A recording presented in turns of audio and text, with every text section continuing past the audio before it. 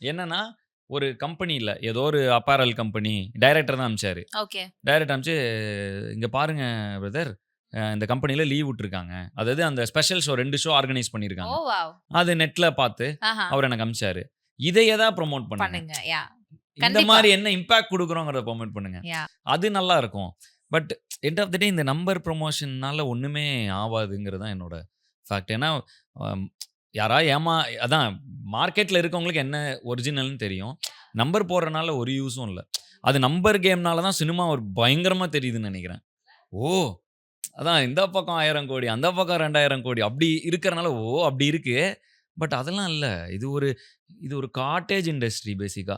அப்படியா? ஆமா. அப்பளம் இண்டஸ்ட்ரி எனக்கு ஒருத்தர் சொன்னாரு. இந்த அப்பளம் இண்டஸ்ட்ரிலாம் இருக்குல்ல, அந்த டர்ன் ஓ அந் அந்த அந்த காட்டேஜ் இண்டஸ்ட்ரீஸ் இருக்குல்ல, அதுவும் அந்த ஏதாவது இந்த ஃபுட் இது அந்த இண்டஸ்ட்ரீஸ் அவ்ளோ டர்ன் ஓவர் பண்ணுது.